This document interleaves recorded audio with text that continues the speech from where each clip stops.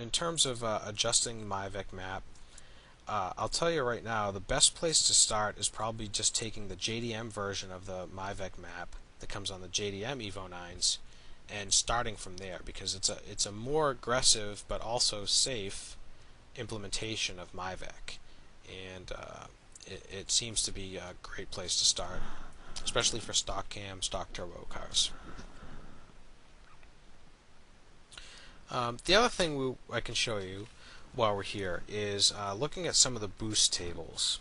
And even if you're using a manual boost control, you'll still want to be aware of what these tables do, and you may need to edit these values as well, especially if you're turning boost up significantly, because these tables will control boost cut, or more appropriately named fuel cut, in the event that the ECU believes you're overboosting. So the boost cut load table, what this is a 2D table that shows a list of RPM values and then a corresponding load limit value over which it will assume that you're overboosting.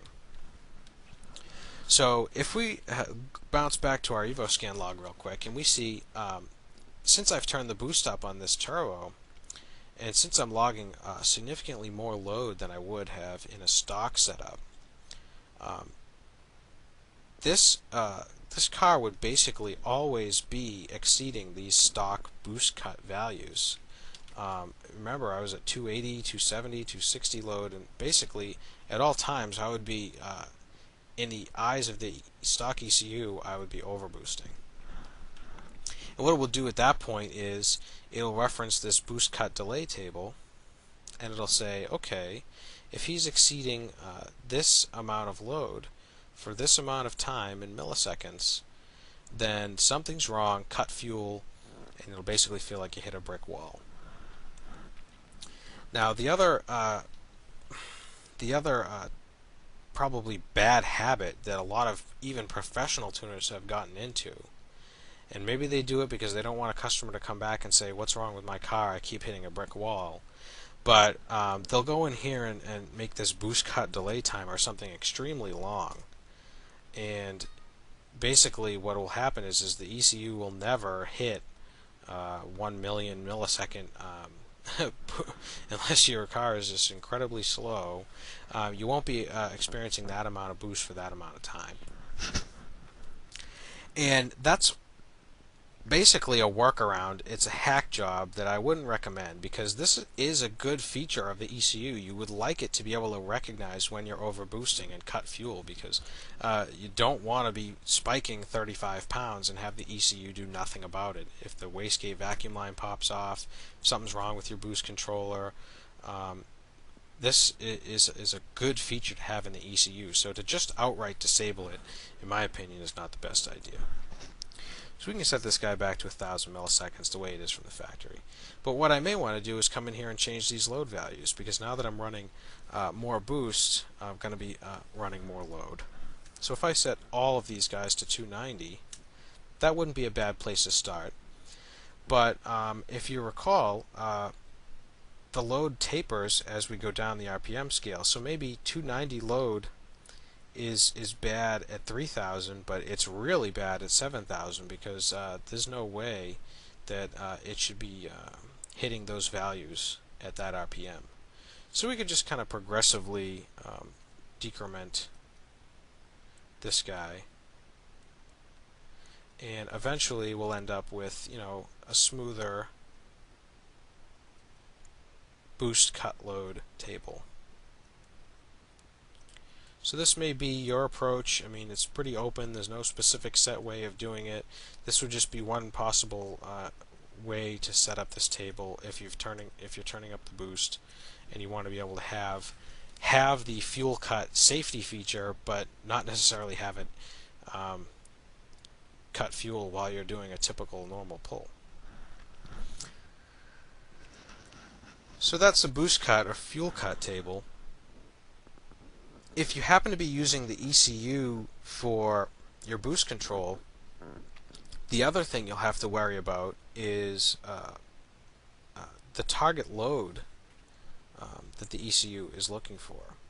And the target load is along the same lines as the boost cut the fuel cut table is it doesn't want you to exceed these target load values, and if it does, it'll try to reduce the amount of boost that the boost solenoid's bleeding away from the wastegate actuator. It'll allow the wastegate actuator to open up and thereby reduce how much boost you're running. So if you're still using the stock boost solenoid, you'll have to get more familiar with all these boost solenoid tables. In particular, you'll have to worry about the boost control load offset table and also the boost desired engine load tables, which there are two of in my case in the U09. And the way this works is this 2D table allows any value from 0 to 159.4, and for any values above that, it's basically expressed by the boost control load offset. So all this means is it'll take 80 plus 159 to determine what the actual desired engine load is. And as you can see, kind of as we did with our boost cut load table, is it starts off with a higher load and it progressively gets smaller as we expect the turbo to not be able to keep up in terms of airflow, in terms of load. So what the ECU will do is it'll add 80 to each of these values, and if you're exceeding that load value, the wastegate or the boost control solenoid will reduce its wastegate duty cycle. It'll reduce how much air gets bled away from the wastegate, and the wastegate will reduce how much boost the turbo is producing. So again, if you're turning up the boost, you have a couple different ways of editing this. You can't really exceed 159.4 in this table, so maybe what you want to do is come in here and change the load offset to 110,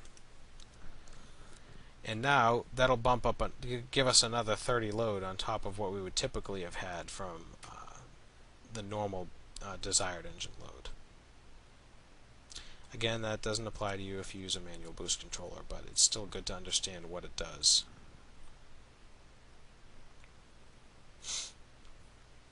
The other table you'd have to worry about is the wastegate duty tables, which there are a few of them.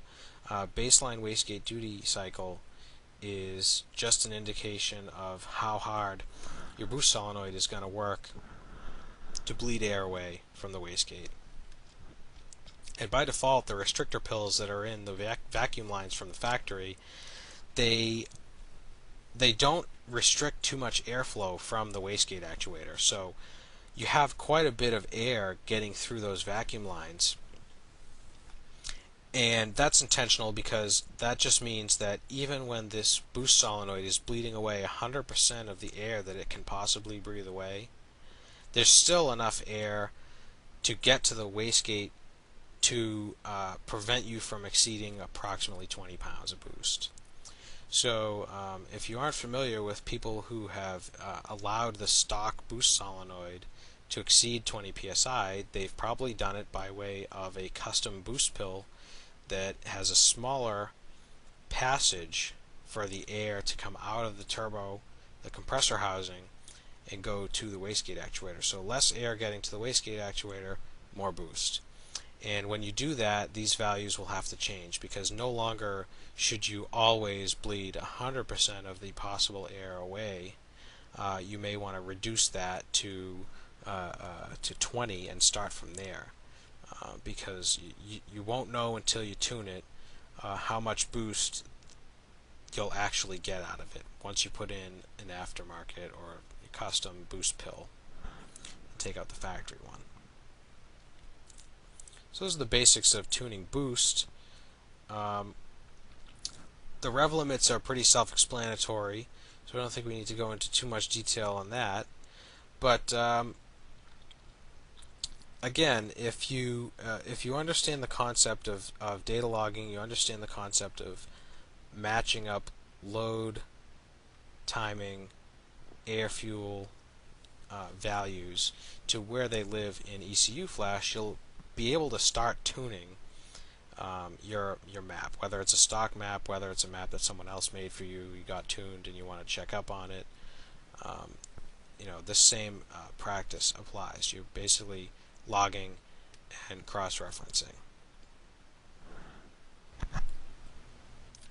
Hi, this is Recompile, and in this video we're going to go over some more intermediate functions of ECUFlash and how to utilize them to tune your Evo. Specifically, we'll look at rescaling the axes, the X and Y axes, and also how to interpolate values to maybe to speed up the tuning process, and also kind of as a sanity check on your tune to make sure that you're not doing anything too outrageous as you go along. So at this point you should already be familiar with how to work with the basics, fuel and timing maps, how to relate data logs from a program such as EvoScan with ECUFlash, and how to make some minor edits in the maps within your ECU. So let's go ahead and open up a stock ROM image here. And let's start by looking at a timing map.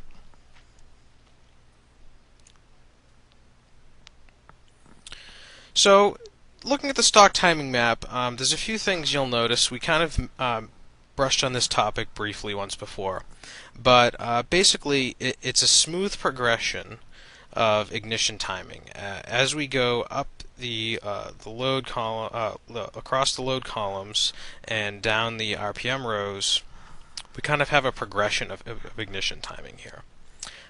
It's fairly smooth. There's not a lot of jumpiness. We don't have any blocks where you have a 12 in one cell and a -1 in the cell directly next to it. It's a much more smooth transition, and that's intentional because the engine typically responds best to smoother transitions of timing and fuel maps, and you don't want to shock the engine into doing anything ridiculous. You kind of want this type of smooth ramp. So the first idea that we'll introduce here is the ECUFlash interpolate functions.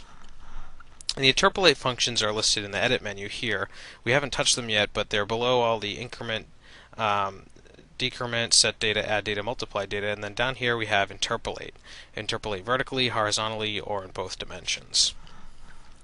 So all interpolate really does for us is it allows you to very quickly set up a progression of values in any map of any type, whether it's timing, fuel, or otherwise, that kind of follow